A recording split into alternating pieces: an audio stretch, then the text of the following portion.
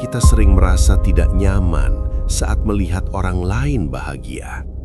Tapi diam-diam justru merasa lega saat melihat orang lain jatuh. Pernah nggak lihat teman sukses langsung muncul perasaan iri, padahal dia nggak salah apa-apa.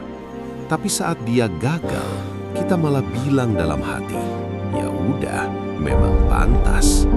Kenapa hati kita bisa seperti itu? Kadang bukan karena kita jahat, tapi karena kita belum berdamai dengan diri sendiri.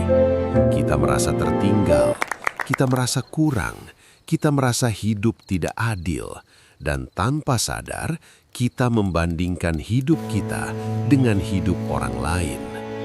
Perasaan itu pelan-pelan merusak hati kita. Iri membuat kita lelah, dendam membuat kita gelap, dan tanpa kita sadari, kita jadi orang yang sulit bahagia. Bukan karena hidup kita buruk, tapi karena hati kita sempit. Coba pikirkan, saat kita senang melihat orang susah, apa yang sebenarnya kita dapat? Tidak ada. Yang ada, hati kita makin kotor, pikiran kita makin sempit. Belajarlah untuk ikut bahagia, meski itu bukan kita. Belajarlah untuk mendoakan, meski hati belum sepenuhnya ikhlas. Karena hati yang bersih akan membawa hidup yang tenang. Ingat, rizki orang lain tidak akan mengurangi rizkimu, dan jatuhnya orang lain tidak akan mengangkat derajatmu. Jadi, kenapa harus iri? Kalau kita bisa memilih jadi orang yang tulus dan hidup lebih damai.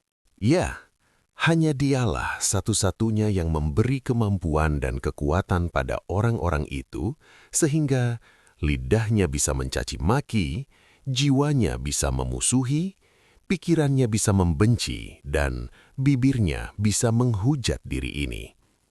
Tanpanya, tentu mustahil bisa terjadi. Sehingga aku beranggapan sebenarnya cacian, kebencian, permusuhan, dan hujatan itu sengaja dihadirkan Gusti Allah agar jiwaku menjadi kuat melewati rintangan dan hatiku menjadi hebat tatkala menghadapi ujian. Di tengah malam hening tanpa bintang, aku merenung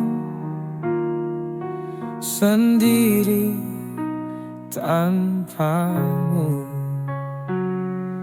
Angin malam bicara tentang kita berdua.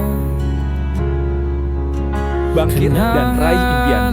Inilah saatnya untuk bersinar, meraih masa depan. Terima kasih, luar biasa. Kalau video ini bermanfaat, jangan lupa subscribe, like, komen, dan share ke teman.